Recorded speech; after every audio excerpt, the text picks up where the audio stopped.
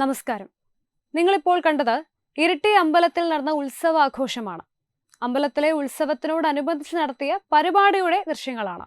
വിശ്വാസികളുടെ അമ്പലത്തിൽ വിശ്വാസികളല്ലാത്ത കമ്മ്യൂണിസ്റ്റുകാർ അവരിൽ ഒരാളായിട്ടുള്ള പുഷ്പന്റെ ഗാനം അവിടെ മുഴക്കുകയും അതിന് ജയവിളിക്കുകയും നൃത്തം ചെയ്യുകയും ആർമാദിക്കുന്നതുമൊക്കെ ഈ ദൃശ്യങ്ങളിൽ നമുക്ക് വ്യക്തമായി കാണാൻ സാധിക്കും. എന്തുകൊണ്ട് വിശ്വാസികളല്ലാത്ത കമ്മ്യൂണിസ്റ്റുകാർ ഹൈന്ദവരുടെ ആരാധനാലയമായ അമ്പലത്തിലെ ഉത്സവത്തിന് പോയി ഈ പാട്ടെവിടെ വെക്കുന്നു? അതുപോലെ തന്നെ ചെഗുവേരയുടെ കൊടി വീശുന്നു. മറ്റു വിശ്വാസികളുടെ ആരാധനാലയങ്ങളിൽ എന്തുകൊണ്ട് പോയി ഇത്തരത്തിൽ കാണിക്കുന്നില്ല? കാരണം അവർക്കറിയാം, ഒരു മുസ്ലിം പള്ളിയിൽ ഇത്തരത്തിലുള്ള അഭ്യാസങ്ങൾ കാണിച്ചാലുള്ള ഭവിഷ്യത്ത് എന്താണ് എന്നത്.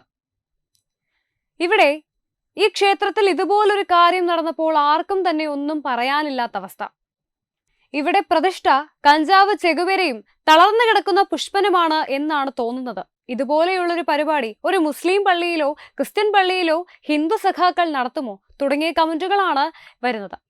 അതെ, ഇത് ഒരു സമൂഹത്തോട് മാത്രം കമ്മ്യൂണിസ്റ്റുകാർ കാണിക്കുന്ന അടിച്ചമർത്തലും വർഗീയവാദികൾ എന്ന മുദ്രകുത്തലും വോട്ട് ബാങ്കുകാരെ പ്രീണിപ്പെടുത്തലുമാണ്. തിരിച്ചറിയുക. Web desk Tatwamayi news. Diganta resort, Ahmedabad, Gujarat.